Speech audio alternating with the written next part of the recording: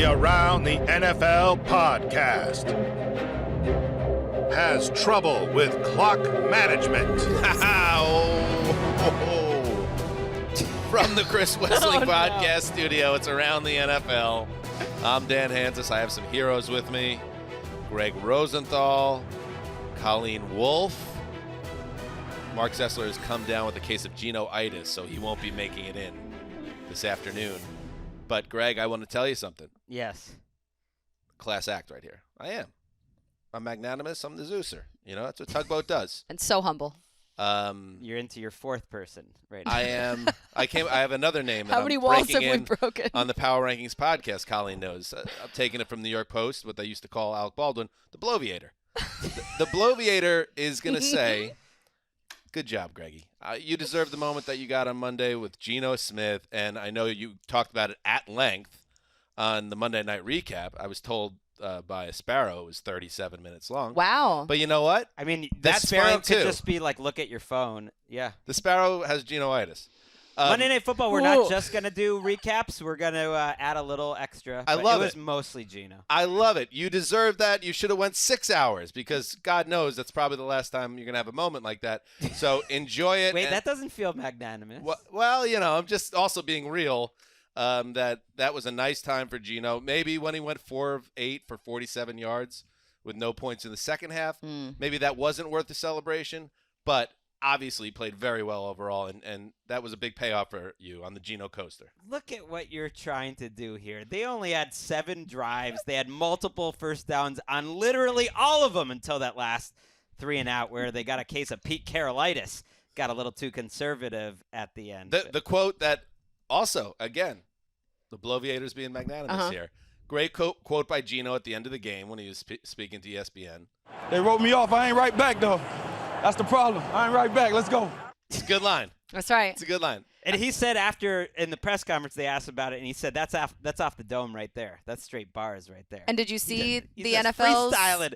He was feeling Usually himself. you don't that when you throw for 47 yards and produce 0 points in the second half of a game that you won by a miracle What are you trying because to of a talk meltdown by the coaching staff and red zone offense of the opposing team. You usually don't speak like Buster Douglas after knocking out Mike Tyson in Tokyo. But I also have to say that's part of the Geno experience. And again, this is not about me. It's about you and your quarterback. It's not about me. It's nice to see him finally get an opportunity after 8 years in the wilderness where no one gave him a shot. It's about me. That quote was peak Geno, though, when you look at the whole of the game. You have to admit, he could not get a point in the second half. talking about? Like Right he should now. be somehow less excited?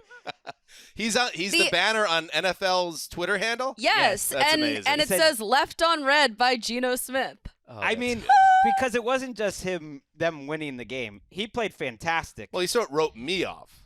He Yeah. didn't say us. He played fantastic. He was dealing. He was dealing. He was making good. But it Very was good also first the half. fact that Very good first it was half. the fact that the crowd is chanting his name. I mean, that was some Rudy. There were a stuff couple right things there. going on. Oh, yeah. Let's hear Multiple times. One time they were chanting MVP. Wow. Yeah, there's something cooking here. Okay, there's multiple things, and again, this is not to denigrate. One, the Seahawks fans obviously in their feelings about Russ leaving and playing in that game, so you're naturally going to gravitate towards the quarterback. The other part is what Greggy's been doing this summer, and I respect it. It's been fun. You've been kind of in a winking way getting all behind Geno. That's actually caught fire a little bit, and people are kind of into the let's enjoy the Geno Smith experience, as unexpected as it was. So you put it together, and you're getting a Geno Smith MVP chant, and I'm okay with it. It's fine. It's cool.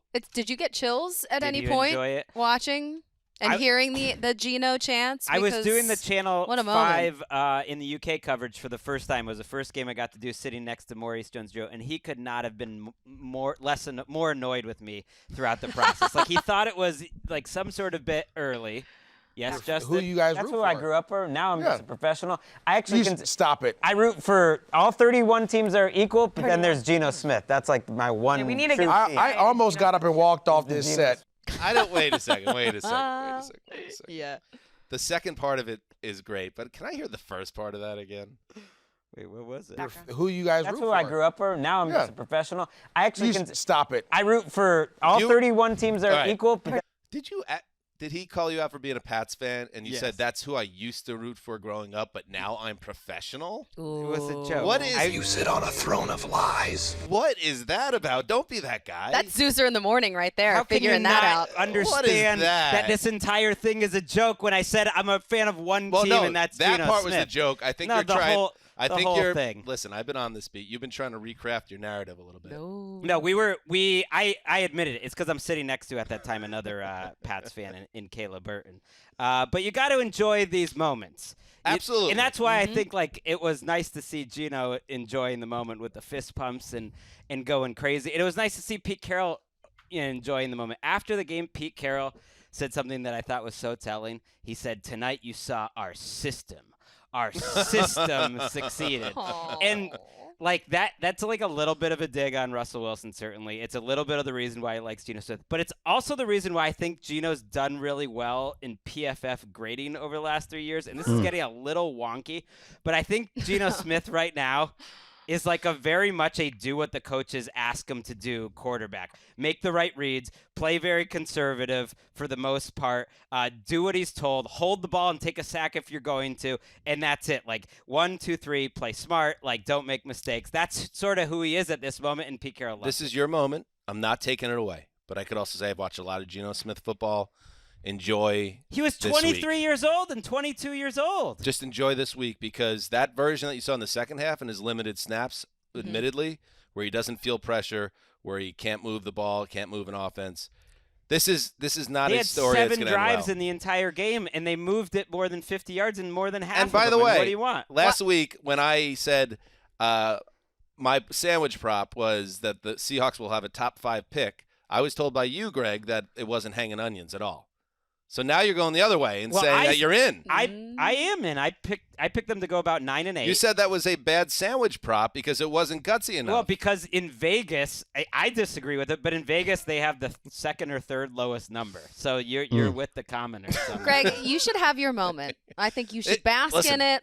Let him. I mean, you let guys him just enjoy. better be careful. I mean, Mark, we might not see Mark on Tuesdays because this could be a weekly thing if they go 8, 9, and 8. When do they 10, play? 7. When do they play? What day next week? Is it a Sunday game? It's a Sunday game. That's true. Can you fill in on the He's not- flagship show this- in case the Seahawks win again, Colleen? Potentially, I must check my schedule. It is very busy. I actually think this might be the last primetime game they gave the Seahawks because the Seahawks are supposed to be so terrible. That was it for Geno Smith in primetime, I believe.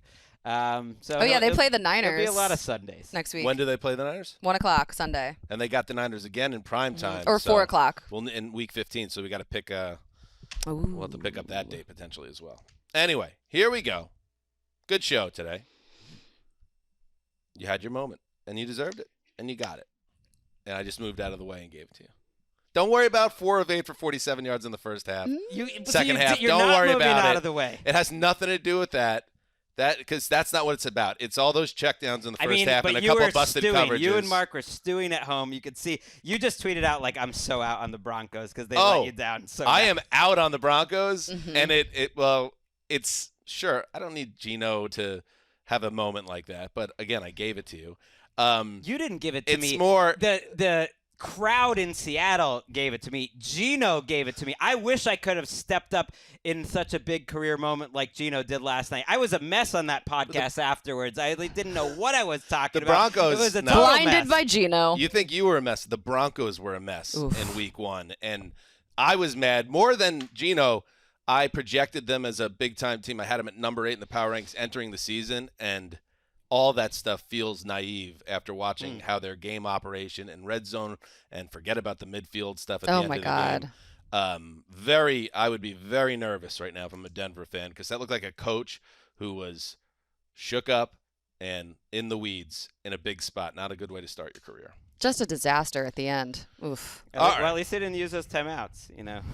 It's like who Still needed saving those? them for later. And we got to move on because again, check out the Monday night recap with Gregg and Steven Ruiz.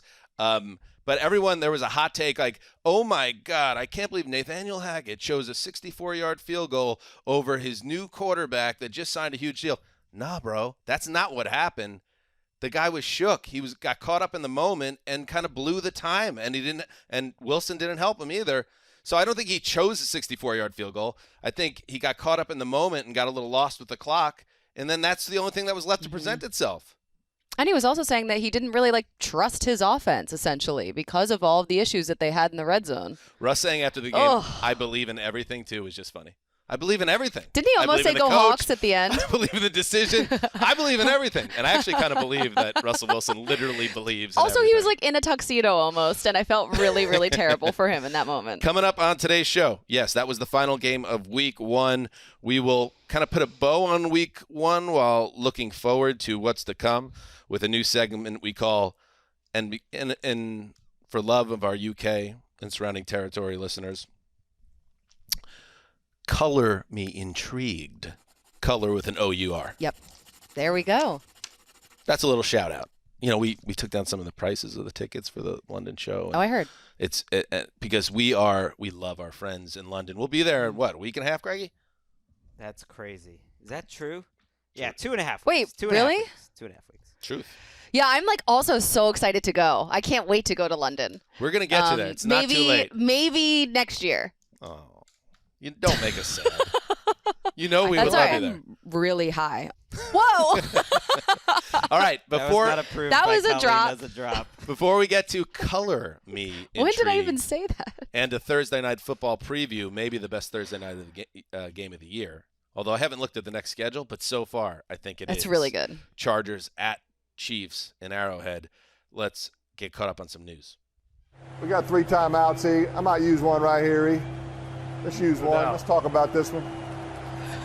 They're gonna try to draw. They can try to draw them off sides. Might try to draw them off sides, E. You don't have that much time. Snap count.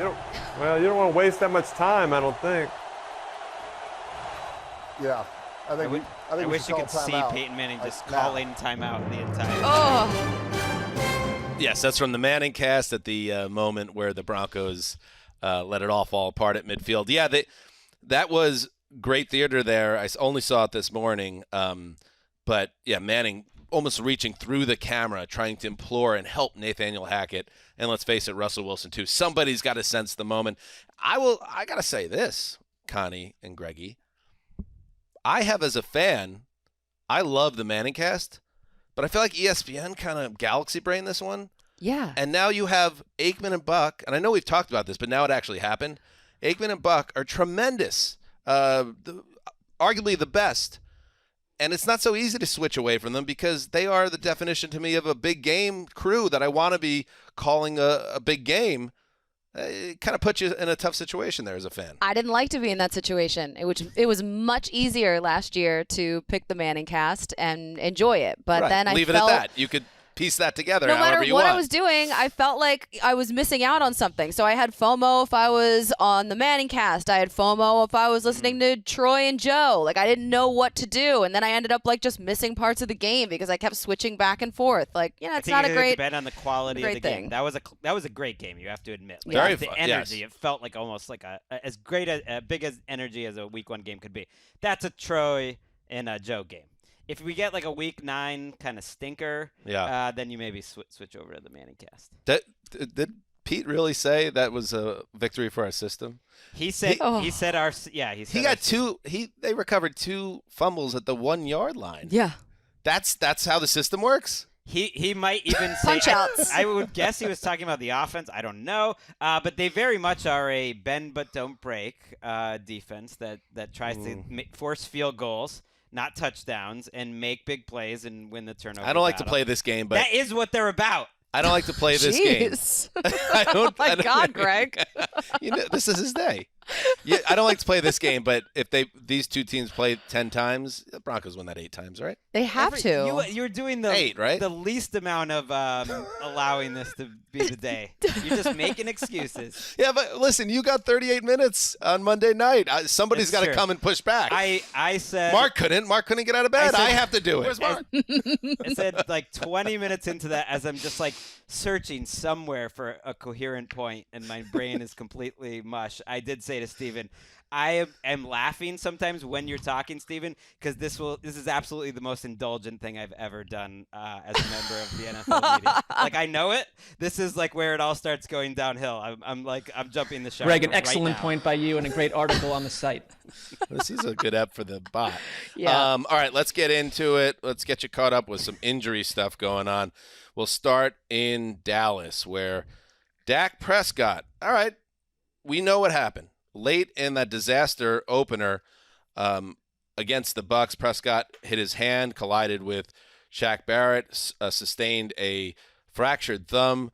Cowboys owner Jerry Jones said on Tuesday that they will not place Dak on injured reserve, and he has the possibility to return from this broken thumb within 4 weeks. And that's a different timeline, Condi, than the 6 to 8 week window we had heard from people that cover the team.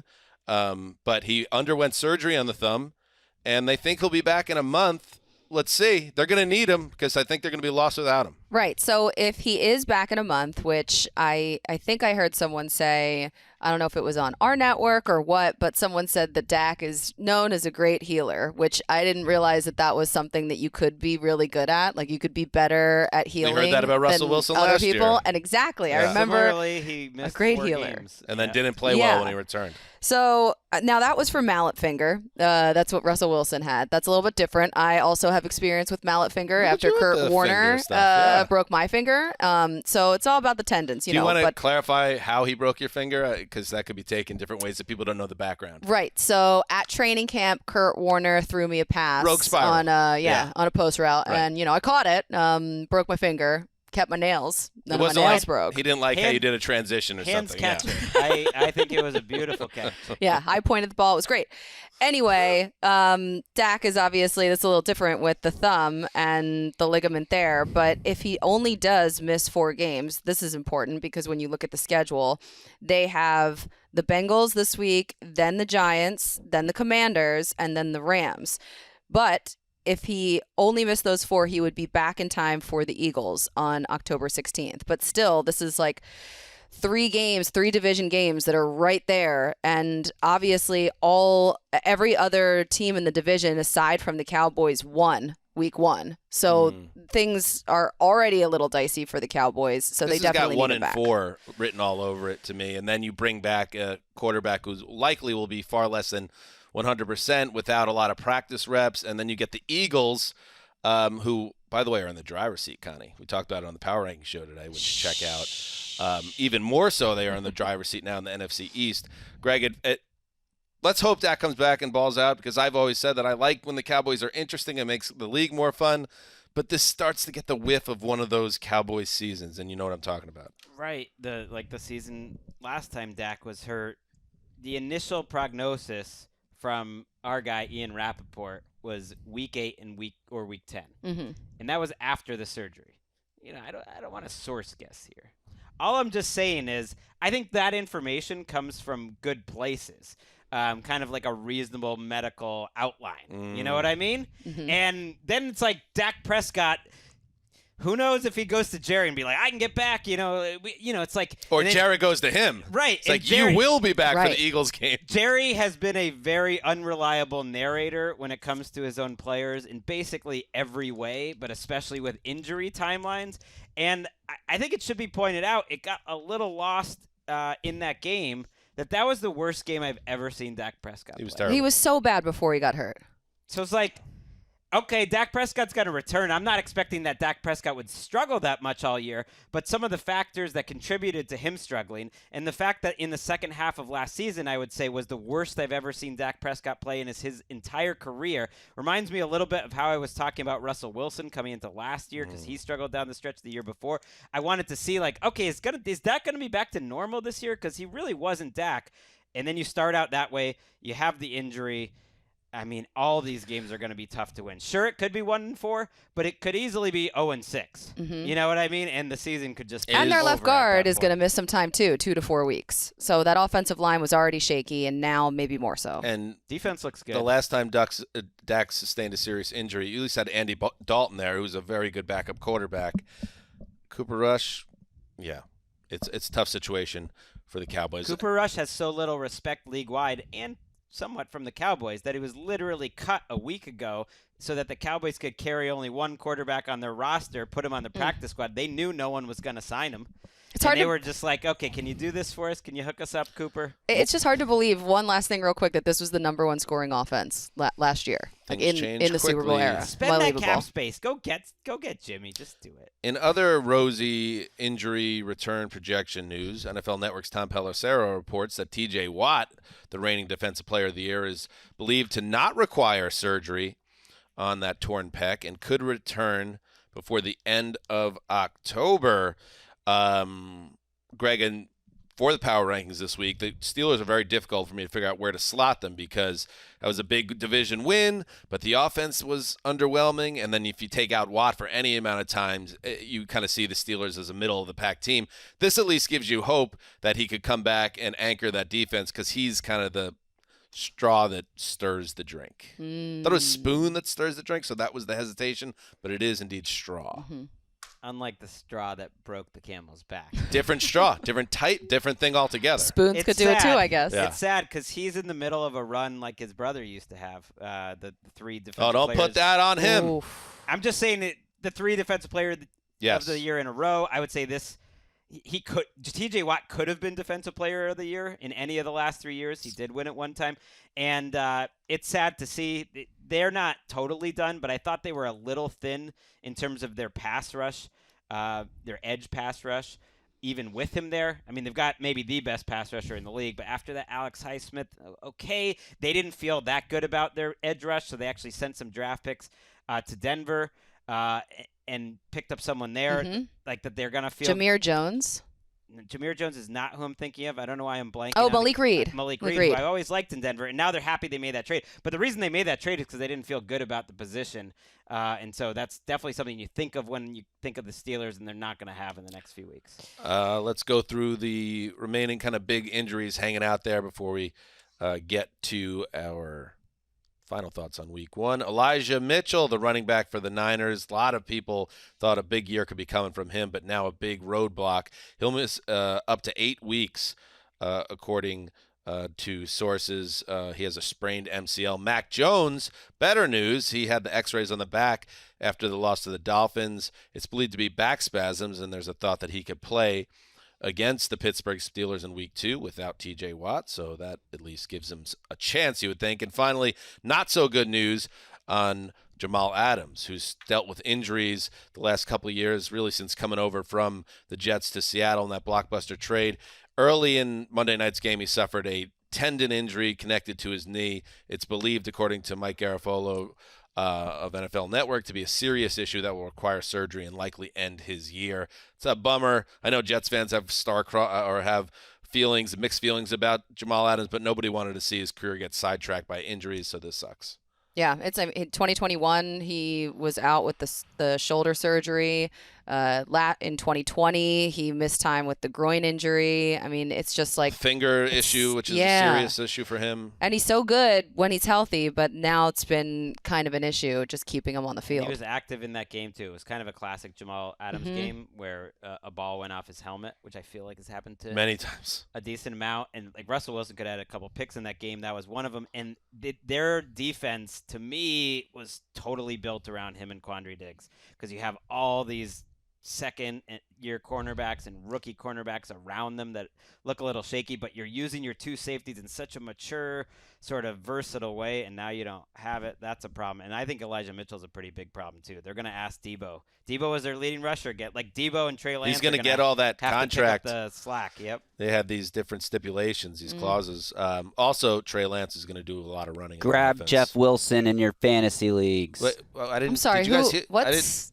What? Do we have a problem? Oh, Justin, our producer. Did you say something? Oh, I was just saying you might want to grab Jeff Wilson in your fantasy leagues. Yes, go ahead and do that. Let's take a break, and then we will talk about what has us Oh, you are intrigued. We're colored. We're colored. You'll get there. Color you'll get there. me It's intrigued. All right, we're back. Let's get into it. By the way, I mentioned it off the top of the show. Around the NFL from London. Colleen's going to be there next year. Totally. But this year you're going to have me and Gregg and probably Mark. and it's going to be a great show. Go to Ticketmaster, Around the NFL podcast. Join us from London. It's going to be a lot. Gregg's already coming up with ideas. I'm sending a cutout of myself. You guys can just put it in a chair. Maybe people could sign it. Leave me some notes so I can feel like I'm part of it. I want not the 5'1" Connie cutout though. I want a 7'3" Colleen cutout on the stage. And I want it placed directly behind you, so it's just looking over your shoulder. It's like when Sean Payton got suspended and he had the giant "Do Your Job" sign at Saints headquarters. How about a Connie "Do Your Job" sign on the stage? I love that. Actually, let's make that happen, Justin Graver. Let's talk about that. Okay. Okay. That will get me through this. Color me We'll intrigued. take a picture with your little thing. That's great. Send it to you. Yeah. Here we are. Color me intrigued. Week 1 is in the books. Who are the players? I mean, it could be anything. I went with 3 players. Okay. But you take it wherever you want. What has you intrigued? Greggy, get us going. I mean, I'm coloring outside the lines here. Then I Ooh, guess, I was going bad for more boy. of He's the whole bad unit. boy of NFL media. I'm Bob Rossing it up here. I'm painting pretty pictures. All right. Bob Ross was not a bad Pretty boy. little trees. Was he? Though? I mean, He was not he was not a bad boy. I'm coloring in a little Chargers defense that I witnessed on Sunday. Okay. And really Monday when I rewatched this. And I think the Chargers defense has been something that's been more in my mind than in reality since Brandon Staley got there. But when you think about the plays that some of the linebackers were making, Drew Tranquill, who our good friend Matt Money Smith really pushed hard for me to go as the making the leap guy, getting deep in his coverage and making that interception. Asante Samuel Jr. with one of the best interceptions that will be made in the NFL all year on a guy he wasn't even covered. Like he saw his buddy was, in trouble covering Devontae Adams down the season. He says, I'm just going to go help my buddy. That's a play that his father would have made. And then the way that they were using Derwin Proud James, of me now, Dad. even without J.C. Jackson in the lineup, I think they felt comfortable using Derwin James in such a creative way all over the field. I know they've done that before, but man, he was really great as a pass rusher in that game. And then finally, Khalil Mack. Like, that was the best Khalil Mack game. He seems to have it whenever he plays Derek Carr, his old friend, for whatever reason. So true. So I hope it lasts, going into this week. But I really was amazed by, all the defensive pieces. If they're that good, they are right there with a Super Bowl contender. Great performance. Really clamped down in the big spots in the second half. I do want to see it against the non-Derek Carr team, and let's not dump it on Derek Carr. But Joey Bosa has been on the record in the past saying that we know how to get to the Raiders offense, and that's by shaking up the quarterback, and the 6 sacks absolutely did that. How does it happen when not Derek Carr, but Patrick Mahomes or another great quarterback or better quarterbacks in the mix? I guess the Chargers, and I like the Chargers a lot too, but I need to see him put it together. Some real players, though, and you know where they struggled so much throughout last year was their run defense. And I know it was the Raiders, but they that's another thing. But how many games last season was there a first half where teams ran 7 times for 14 yards? It was around that in this first half of this game, and it was the players that they signed, Austin Johnson and Sebastian Joseph Day, who were doing the playmaking. Especially Johnson had a nice game. I want to believe that the Raiders are good, though. I want to believe the whole narrative that entire division is just as good as maybe we thought. We've only seen 1 game from it, but I would love to think that Khalil Mack and Joey Bosa are going to combine for a massive season together. Why wouldn't they? Right? As long as they're healthy, they will. And it's like the rest of everything. I think they have a little more elsewhere than people realize. Too. I agree with you. Tranquill and Nasir Adderley and all these other secondary players. Color me intrigued. Did you mention J.C. Jackson hasn't played yet? That's a big piece. Even without him, yeah. And if he returns maybe as soon as Thursday, that would be incredible to see him. I'm with you. Color me intrigued, not color me convinced, but I like That's it. Sort of Intrigued. What this is about. Yeah. Intrigued. Yeah. I like How about that. you, Connie? Okay, hold on. Give me the crayons, markers. What are we working with here? What do you? Sounds like a colored pencil. Yeah. Were you good at art as a young? I was supposed to be an art teacher, and then this happened. Very total left turn. You could do So both. yeah, I'm If you coloring. really love the kids, you'll do both. That's exactly right. I would have been. I'm terrible with children. This would have been an awful career I feel path. like you would have been a really one of those art teachers that gets increasingly weird as their teaching career goes on. Like when they're well, young, I'm doing that without the art teacher part. right? When they're like a 24-year-old new teacher, they're very quiet and sweet, and then by the time they're 47 and tenured, they're crazy. Yeah, I have Yes. like a zillion cardigans with like all sorts of like stickers and like pins all Right. over them and wild glasses. Just like a vacant smile at all times. It's just like, what is going on behind those eyes? Wild eyes. Oh, we're getting there. Okay. Anyway, I'm coloring some sunshine, some smiling faces. This is great. There's some rainbows. I love a good first impression. And that is exactly what A.J. Brown gave Eagles fans in his first game. Already setting franchise records, had the most receiving yards in a player's first game with Philadelphia, 10 for 155. He even said it's kind of overwhelming at this point to already set a club record. It's pretty crazy. They haven't had a dominant number one wide receiver like this have that output in so long. The Eagles offense put up 30-plus points, one of 4 teams to do it week 1. Now, I'm also intrigued with this offense in general because Devontae Smith was so quiet. He was only targeted 4 times. He was held without a catch for the first time in his career. So you got to get him the ball. Even Nick Sirianni talked about that after the fact because otherwise they're way too one-dimensional. But A.J. Brown, is it too soon to retire his number? Well, yes, but also... You're right. There has not been. I was just thinking about it. I just looked at Graver. That was mean. Oh, yeah, it's too soon. It's too soon for Justin. You have to go back to Terrell Owens. That's the last time they had like a. I know peak Deshaun Jackson was special, but he wasn't the same guy. I thought when I was watching the game yesterday, it was incredible watching him dig out a ball, a low throw from Jalen Hurts, and his ability to gain separation and make contested catches. He's going to make Jalen Hurts so much better. Right. It's the same thing he did with Ryan Tannehill. Ryan Tannehill is great, but Ryan Tannehill without A.J. Brown is not as great. Just because a lot of those catches that he makes, like Westbrook-Akina, is not going to make. It's simple. The way that the light is shining down on Graver's face right now in the control room, I'm so sorry. The good news for Justin is that new number 1 wide receiver in Tennessee is Robert Woods, and that that one catch he did make in week 1 was pretty encouraging. Really I'm not nice worried hands. about Devontae Smith at all, by the way, either. He actually had a kind of a bad game. A couple of those target, he did have a drop, and the other one was a little sloppy. But like, he's such a good player. It's like this happens in a 17-game season. He's just never been out of the mix like that before. Right. I'm just saying that I think it happens, and they'll make sure, and I think they'll be very conscious of it to not let it happen again. Let me throw out another veteran receiver that has a track record of excellence, Julio Jones. Ooh. Color me intrigued. Do you want the markers? Yes, I will take. No, I will take the. There's the really messy ones you would get in art class. It was like almost like acrylic. Oh, paint? No, it was. I'll get back to you. Okay. On that. But I heard and read, and we talked about it occasionally on the show. I think Gregg, you were talking about it as well. Julio Jones looks good. He looks fast. He's running a 3.7 40. He's going to be the Julio Jones that you remember in 2016. He's gonna do it to you again. Like all that stuff. And I was like, all right, that's all cool. But I don't care about any of that. I want to see what it looks like in live game action with first-team defenses against him and the lights on. And he looked like Julio Jones against the Cowboys. Now, here is the disclaimer that the problem with Julio Jones, I don't think even in his doomed 1 year – where was he last year? Oh, Graver. Graver. I'm It's sorry. piling on this week. I'm sorry, Justin. Well, it's not like they gave up draft picks for him or anything.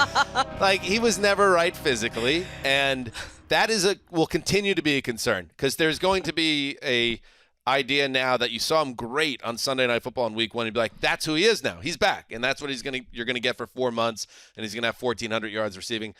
I'm not going that far, but I'm intrigued that he really did look like Julio Jones. That deep ball where he gained separation, he has incredible hands, always has.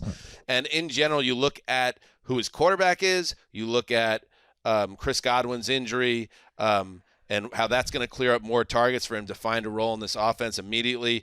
He only had 3 catches for 69 yards in the game, but he really did flash to me in week 1 as a guy that will be an impact player if his lower body holds up. He looked like his younger self. Like I caught myself wondering how old he was, and I do this every single year. I'm like, but he's only 33, and I know that that's old in football years, but Especially it seems a like wide he's receiver. That's pretty old. It seems but, like he's 43. It seems like he has been in the league for so long. Because he's been on the injury report for 4 years. But he looked in that moment on this team with Tom Brady. He looked different. And I'm just wondering how long that will last, how long we'll see that. Sometimes I think usage tells you a lot. The fact that they ran him twice tells me a lot. They're easing him in. No. That they gave him 2 carries. I mean, how many times in the last few years has the coach thought he's explosive enough to run him? And he got 17 yards on those 2 carries. Like, I think you can just tell eye test. I was talking about that from the practice footage they were showing. Just he is moving with a little more explosion than he has in the past. And I think he's someone that reputation-wise has gotten by without a lot of practice time, that he didn't necessarily need it, without necessarily being the guy that he's talked about it, that put in a ton of work in the offseason and everything to like keep his body right, all that stuff. Maybe he came into the season with like a little bit different attitude, and I think one of the reasons he's been so good is that he understands the game better than 98% of the receivers out there. And to play with a guy like Tom Brady, like when he was playing with Matt Ryan, who's also on like another level, I think that's just going to help him a lot. And kind of the bit that angers some people in the analytics community that, listen, he's really fast. How fast does he move? What did it say? What did it say? The next gen stats, 21 miles per hour. That's what all fast guys run, 21 miles per hour. Guess what? On that 48-yard bomb he brought in, 20.62 miles per hour. Round it up. He really is. We won't round this one up. We'll keep that one there because that shows, it's not just talk. It's not just beat reporters that are seeing this elite athlete and wanting it to be something else. He really does have the legs right now of 27-year-old Julio Jones. Will it stay that way? Connie? Next Gen Stats, Julio Jones records 2 of his top 3 speeds since 2020 in week 1. There you go. So he's obviously feeling good. Let's hope it stays that way. Okay, one more round, and then we'll do a quickie. Okay. Let's go to Atlanta, where A-Town. I gave Mark too much grief about being so high on the Falcons when they lost that game anyways. There was a lot to be excited about. I think primarily their rookie receiver, Drake London, who was out of action for most of the preseason and training camp. And I just thought you can kind of tell right away that him on those in-breaking routes was great. For such a big guy to move like he does. I think there was concern that he wouldn't be able to get open at the NFL level, and he just looks really smooth. And I think when you combine that sort of suddenness that he has, more than I really expected in terms of getting open, you see him doing it against good cornerbacks in Atlanta and really making himself available for Marcus Mariota.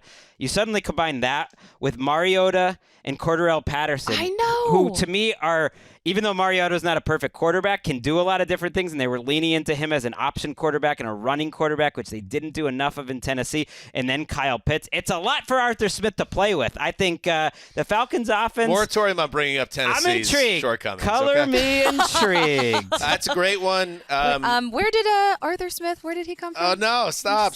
You know what, though? I think the NFL's caught up to Marcus Mariota's skill set. I don't think the NFL was really running offenses in a way that could take advantage enough of what he could do well. They weren't early ready in his for career. him. I also think he looks bigger and stronger. He does look a little bigger. Or the Titans, because when Mike Mularkey was a head coach in Tennessee, Marcus ran a lot, and then he got hurt a lot. And then Mike Vrabel took over and said, we need a starting quarterback to stay healthy. I am really worried. Mariota's not even like sliding or getting out of bounds. He's like running into contact. He seems to be running better than he's ever run. I think he just looks really strong and athletic. But either way, it's a lot to play with. And I think London is weirdly the key piece, I think, here. Because I think if you have a real one to build everything else off of, that really makes the rest of it more easy. Every time you say London, I am triggered. Yeah, it's like, can we? 2023, we got you there.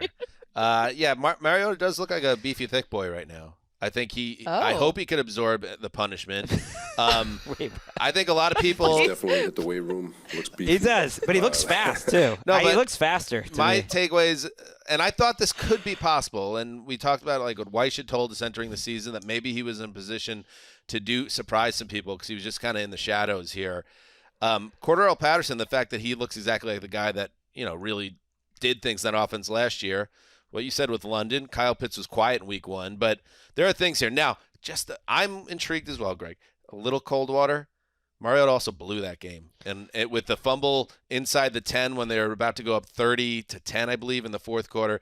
And then on 3rd and short at midfield, you just need a first down, and he fumbles the snap again and blows up that play. This is about London. It's about Drake London, and it's about my enjoyment on Sundays. And this was something I'm looking at this lower third bar, and it says the Falcons' offense might be watchable.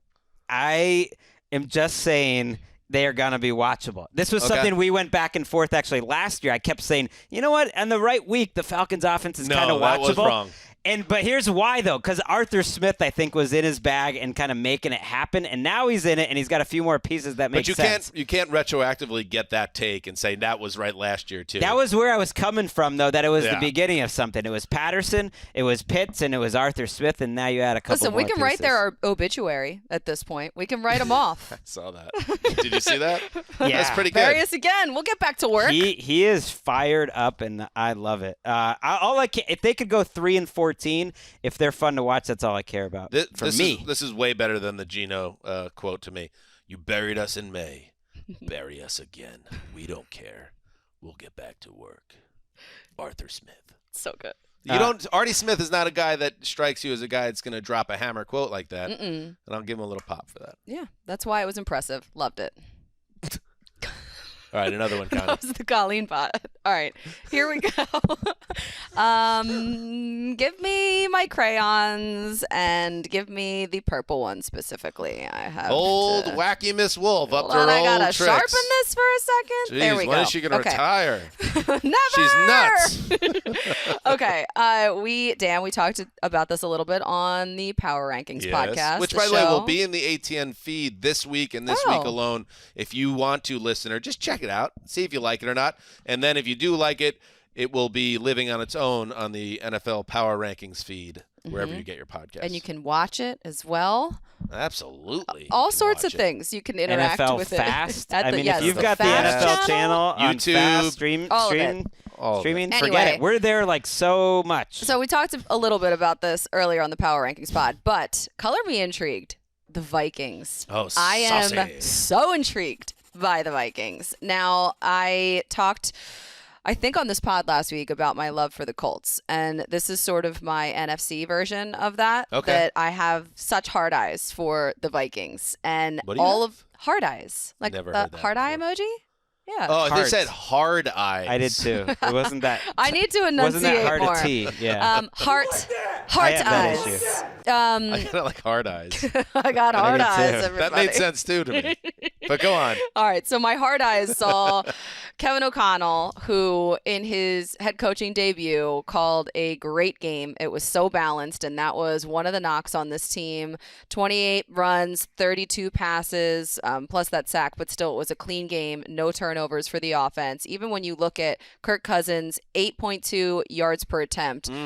Next to Aaron Rodgers' 5.3. I just think that stick it to him. This team, the fact that they have Justin Jefferson and the way that he is playing right now, they can. I'm buying all of it. I'm buying everything that they're selling. I absolutely love it. I love Zadarius Smith with Danielle Hunter on this team. I think that Zadarius he could not wait for this week 1 to play the Packers, and the two of them together, that defense. Nobody making eye contact with him because he had a back injury in the hallway.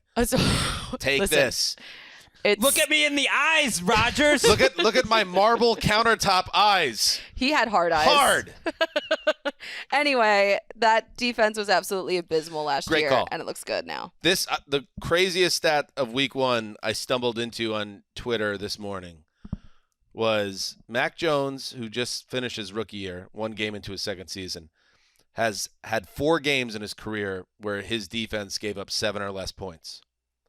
Kirk Cousins has been in the league since 2012, and Sunday was the second game that ever happened to him. That's crazy. So you don't really realize it because there's so much criticism. He's such a lightning rod that whenever things go wrong for a Kirk Cousins team, it's like, oh, it's Kirk Cousins, It's Kirk, or it's the offense, or it's the coach, or it's their relationship. But maybe he's never really been with a good defense. Now, is it too soon to say the Vikings have a good defense? Yes, it is. But at the same time, that was a great way to start their season. They are definitely frisky, at the very least. Love. O'Connell, I think, used Justin Jefferson in a way that reminded me of how Matt LaFleur used Devontae Adams last year. And you can still have the same player.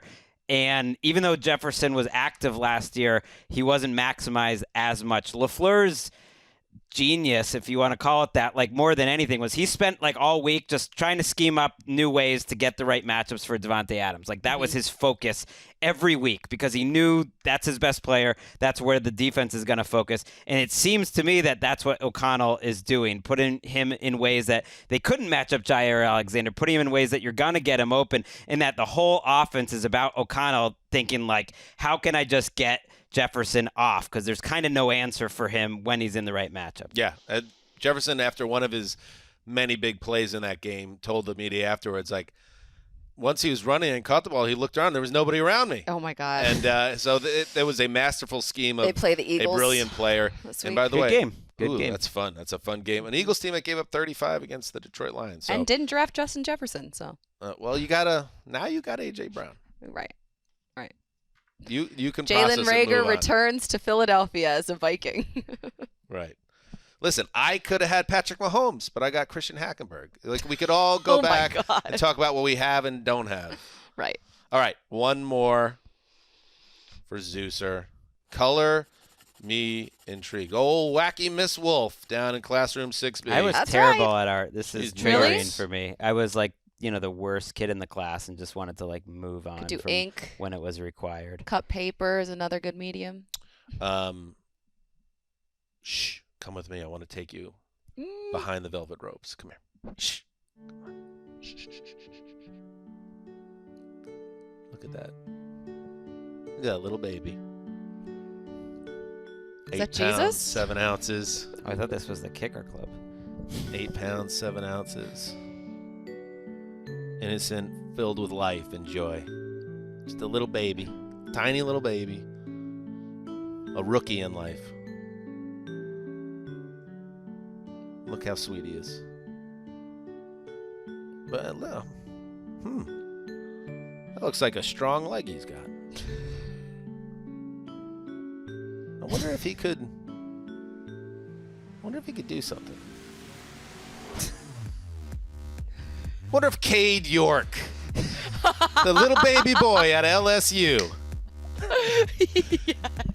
can do something in our league. Welcome. Come on down, kid. I don't know if you're old enough to drink, but you're coming to the Kickers Club. Out of the nursery to the back, behind the velvet ropes, into that special room. Bottle service. Bottle service for the baby. Love it. Nailed it. Thank you, Miss Wolfe. 6B.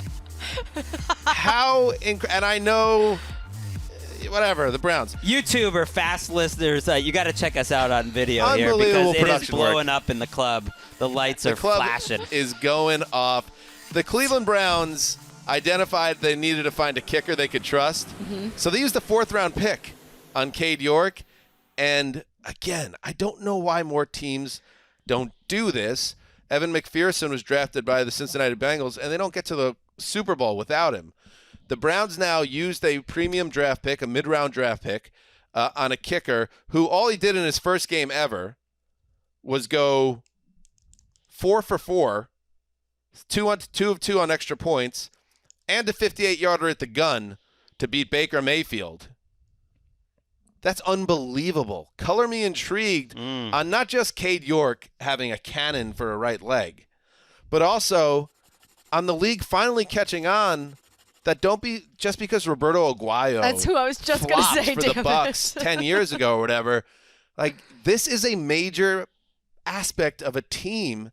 And if you love a guy in the pre-draft process, don't wait for him to fall through the cracks.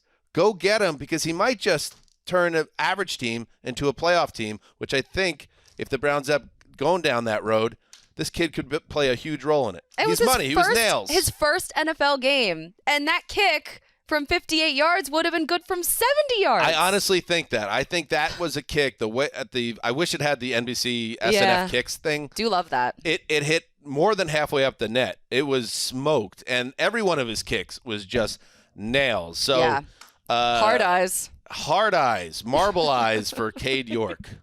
I'm with you. Like the whole rookie cooker thing. Like one of the best draft picks Bill Belichick's ever made was Steven Gostkowski as a 4th-round pick to replace Vinatieri. There you go. Mm-hmm. It's worth the gamble because people are so precious in our league with mid-round picks, like 4th-round picks, 5th-round picks. They're afraid to give one up. It's like I'll trade this guy if I can get one more 4th-rounder.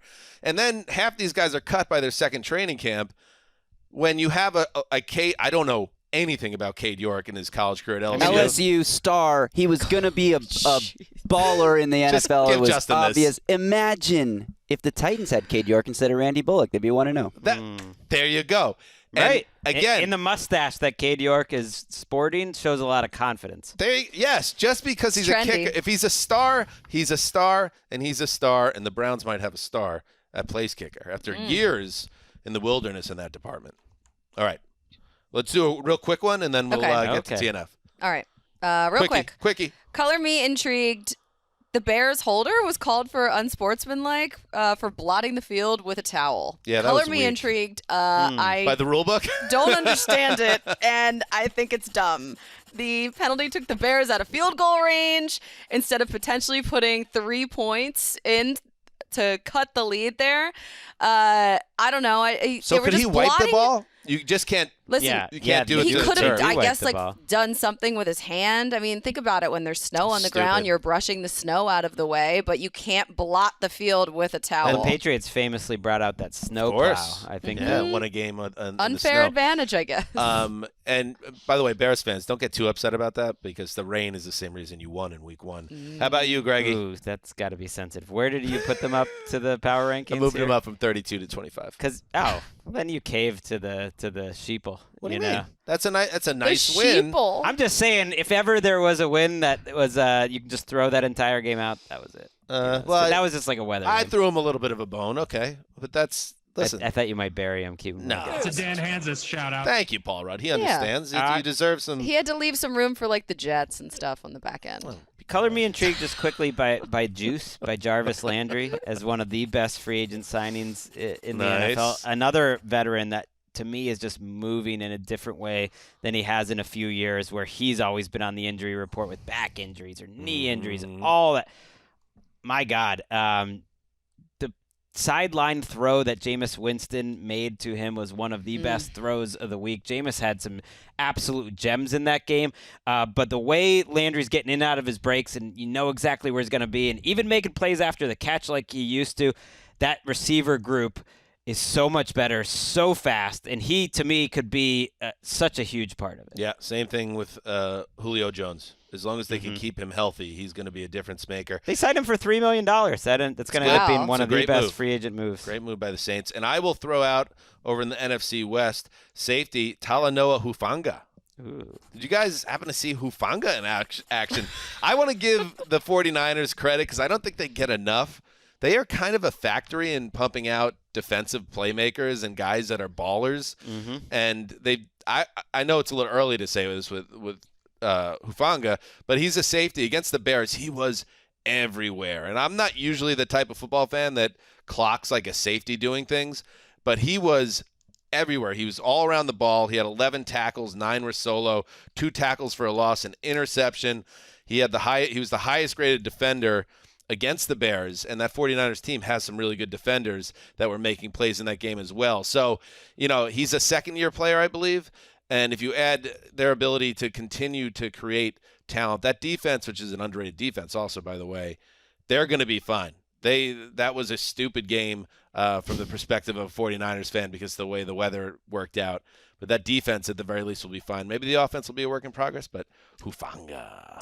Talanoa? I call him Talanoa Hufanga. Scouting eye. Second-year player. That's what I'm saying. For him, for the old Zeuser to be like, whoa, the safety's making plays, that safety was making plays. You're absolutely right. D'Amico Ryans is one of the best coordinators, but Shanahan should get some credit too. Like, he's like Sean McVay in that I think he's good at hiring coaches. Like, the entire defensive group there, since he's been there, has been amazing at coaching up those players. You're right. All right, let's take a break. And when we come back, we preview one of the best Thursday night games of the year. All right, and this TNF preview is presented by Prime Video, the new exclusive home for Thursday night football. And yes, Matt Money Smith will be in Kansas City on Thursday night for the 8:15 Eastern, 5:15 p.m. Pacific kickoff between the Chiefs and the Chargers. Money, of course, the official voice of the Chargers. We've got some breaking news related to this game. Let's hear it. 10 seconds ago on Twitter here. Uh-oh. Who's it going to be?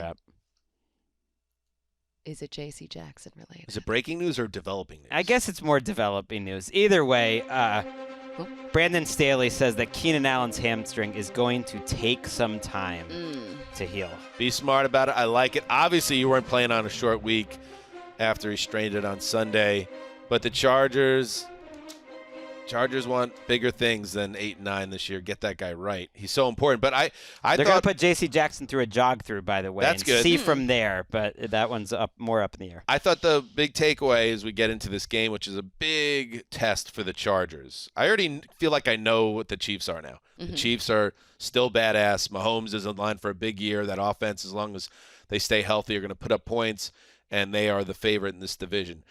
The Chargers, to me, have a chance to make a huge statement, and I liked how a lot of the additions that we saw last week over the offseason paid out big dividends, like DeAndre Carter, who's like a who? What? What? He was making plays for them when Keenan Allen went out of the game. Gerald Everett, that dude can play. If you put him with a big-time quarterback, what happens? So I think their offense is going to still move the ball, Gregg. Mike Williams didn't even do much last week, and they still were able to get that win against the Raiders. What do you think? Big? It does feel like a big game very early on for the Chargers. I feel like it's too early for this game. It worries me. I think they're going to need to be a little more aggressive offensively. You know, their offense kind of went into a shell in the second half against the Raiders. Raiders did a pretty good job defensively ultimately in that game. You need to have Herbert attack these young cornerbacks. I know that the Chiefs' secret sauce defensively is Steve Spagnuolo. Just like finds any old late round pick. He's like, oh, if you're a first round pick, Trent McDuffie, I'm not even sure I like you enough. Give me my 7th round pick and my 5th round pick. I'm going to play them 30 snaps each at cornerback in week 1. They played 3 different rookie cornerbacks over 15 snaps, 2 of them over 30. More developing news, Gregg. Oh, okay. More developing news. This out of Kansas City. Rap Sheet reports the Chiefs have placed first round pick cornerback Trent McDuffie on injured reserve with a hamstring injury, knocking him out this Thursday, and 3 more games. So that also informs why McDuffie was not playing. Yeah, that's interesting. He came out early, and they ended up using Jalen Watson, I believe is his name, and then Joshua Williams, who was in the mix in the preseason. Jalen Watson was a 7th-round pick, and the other one a mid-round pick. So you got to be able to take advantage of those matchups, especially with Mike Williams. I know they're not as deep, the Chargers, as they would like at receiver without Keenan Allen, but let's see some Josh Palmer here. This game last year, Chiefs-Chargers, I think it was the final. It was the last TNF game that I did, and it was at SoFi Stadium. I was and there. It went into overtime, and it was one of the best games of the entire season. At that point, I was like, how's anything going to top this game? And then obviously the playoffs happened, and it got even crazier. And yes, that was here, so that's different than being an Arrowhead. But the Chargers should have won that game. The Chargers got turned away, went for it multiple times on 4th down, deep in Chiefs territory, and came up empty. And you came out of the game after the overtime loss like, damn, like that was their chance. It really late was. in the season. They would have made the playoffs. They would have won the division very possibly. Yeah, and now, you know, they don't have Honey Badger there with Kansas City. Now, I feel confident that the Chargers are going to move the ball and score points. It's just, can they get enough stops here, especially with what we saw, Connie, out of Patrick Mahomes and the Chiefs, who were completely unconscious and doing whatever they wanted against the Cardinals. Well, Mahomes, 5 touchdowns, and the fact that Patrick Mahomes and Justin Herbert both spread the ball around with their offenses. They both targeted 9 different players. They're not just keying in on one guy. Both of these offenses can move. Both of these quarterbacks are locked in already at the start of the season. Like, this game is going to be insane. I'm so excited for it. I am too, and you just know it's not going to be as easy for Patrick Mahomes. You know, I'm thinking back to that Thursday night game where at the end he caught on fire. But for a while, what Brandon Staley was trying to do was working, and you know he's the progenitor, I would even say, of like the type of defenses. Look at the big brain on Brad. Okay. We get it. The type of defenses that, everyone is running against Patrick Mahomes. The Cardinals did the exact opposite, decided to go like single high safety, blitz him a ton. It obviously didn't work. They'll have to work the ball down the field a lot more slowly against this Chargers defense, which as I said before, I'm excited about. But I think it's going to be harder because I really think this Chiefs offense is going to be able to run the ball efficiently. That's what really caught my eye in that first game was they're using their tight ends so well to block. They were playing in a lot of really heavy formations, throwing out of that, but also running really effectively out of that. So I talked about the Chargers' run defense. Let's see if that holds up for another week because I think the Chiefs' running attack is going to be legit. We got the over-under here in the desert set at 54.5. That's a high number, correct, Greg?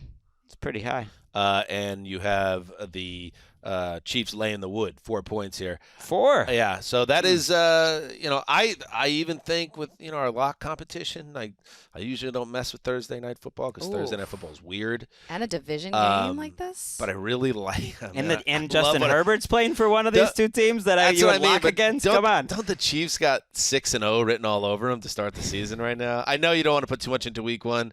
I'm not going to do it, but that's where I'm leaning. I think the Chiefs keep rolling on offense, and they're the talk of the league after No, I think Thursday this one's night. going to get crazy. I think that the Chargers could surprise us. I will be picking the Chiefs in this game on NFL.com game picks for sure. So I'm not pushing back too hard, but man, Justin Herbert has 5 throws every game that are just like, what the heck? Can you make it a little easier for him? I do think sometimes it's like, why does it take so many insanely good throws to put up 24 points? I think that's the difference. I kind of trust the offensive coaching to me matches Mahomes' brilliance, where I don't know if we're there with the Chargers quite yet. Chris Jones, by the way, was just playing out of his mind in week 1, and so that's something to watch too for the Chiefs. That's a good point. I never thought of it, but that's true. Like, you don't see Justin Herbert like slinging it to wide open guys over the middle too often. It's usually turkey hole shots or, from the opposite side of the field, 90-yard bombs. It's just like he had 5 throws last week that were crazy, and then it's like, oh, you had 24 points, and it's like, okay. Look at like the Monday night game yesterday, and that was a game that the Broncos scored 16 points, but so many times Cortland Sutton or Jerry Jeudy, they were finding pockets in the zone. Geno with one of his touchdowns, the guy was all by himself, really both. You don't get that second throw was a beautiful read and over the right shoulder. And just to be clear, give that boy a little credit. I'm talking about the first half, not the second half where he had 4 completions for 47 yards and they didn't score a point and basically let the opposing team win the game, but the opposing team literally dropped a dump in its pants and blew it. Let him have his moment. I tried. I couldn't. No, I couldn't. You came in here with like a debate stump speech. This little 44 yards thing. He's like, I don't care. Like, no matter what they talk about, I'm going to pivot to this topic no matter what. In fairness, it was not 44 yards. It was 47 yards he threw for in the second half. But you know what? They wrote him off. Wow. And he didn't write back. The same distance Randy Bullock's missed field goal. Oh. You know who Justin, we graded higher than Patrick Mahomes and Justin Herbert by PFF in week 1, by the way? Who's that? Geno Smith, higher than every quarterback in the league except for Josh Allen, number 2. I had a speaking of stupid stats, twisted for your own liking. I mean, it's not twisted. That's just. I had a Washington Commanders fan tweet me, getting mad at me and saying, "Oh, you're a total piece of garbage. Carson Wentz, he was the number 5 quarterback in football. How are they not a top 10 team after they beat the Jaguars in week 1?" Like, what, bro? Wow. What? Wow. Maybe it was by yardage or something. What? This is my favorite. Congratulations, though, Greg. You did it. That was TNF Preview presented by Prime Video. The new era of Thursday Night Football is officially here, and it's only on Prime Video. You've got a long season ahead now. I was going to say, the bar is raised here. I am not concerned that this is going to be a season-long problem, but until the next game happens, we have no choice but to believe it as a possibility as your moment. And I'm asking you, please, Gregg. He's begging you. He has his hands in a prayer. If and when Mark returns to our show, let's just make sure we get some of this conversation into our next show, too, because I want him to have some of it. I know he missed a lot of it today. Okay. You want him to share this pain Gregg, you're write feeling. it down in your little black book here. Here we go. I don't think that the old Zeustra, should be the only one that had to deal with the Geno episode today. Well, it's over now, so. The Geno season. Congrats. I mean, it could go incredibly south, and you guys will enjoy that. No, but it will. That will not take away the joy of all that happening, all of this happening. It will go when terribly I wrote south. Making the Leap back in 2014, it was just on pause for the next 8 years. Dan, you can go home to your Geno Smith voodoo doll and get all this aggression I'm telling out. you, it will go south, but I will say this. There's nothing that I or anyone else that's not rooting for Geno Smith can do about what happened yesterday. Well, that happened, and the rest of us just have to wear it and move on. Right. I mean, because, look, he played 2 seasons, the first 2 seasons of his career for the freaking New York Jets. Are we still talking about Geno Smith? And that's just going to cement his career for the rest of just like the Seahawks. That's it. Hey, look, if you struggle with the Jets for 2 years, there's no way you could ever get better after that. Just like the Seahawks had to move on drive after drive in the second half on Monday night. 3 drives. On a succession of 3 and outs. Factual inaccuracy. We, drives. too, must One move on. 3 and out. We I'm must annoyed with Gregg. move on. All right. Again, Power Rankings Podcast. It's in the ATN feed, so don't be alarmed when it lands there. Check it out. I thought Connie had an especially strong episode. I think I'm more of a second half player, so She comes on really strong in Ep 2. So subscribe to that. Leave 5 stars. Leave a comment. We might even read a comment. Tell your friends. Greggy, you got any plugs? No, I'm good. You should be good. I mean, what 48 hours for Rosenthal. I know. What else could the man want? I mean, I am headed to go tape the Jesselnick and Rosenthal Vanity Project if you want me to throw out a plug. Excellent. We didn't need out that. later. You asked. We're going to have to cut that out of the show. It's a great pod. It's a lot of fun. Check out that show as well. But not if you have to choose. No, not if you have to choose. The Power Rankings choose podcast. this. But Obviously. Choose that too. if you want to listen to 3 podcasts, JRVP. Yeah, or just subscribe to Power Rankings. Oh, that too. Yeah. Till Thursday. Heed the call.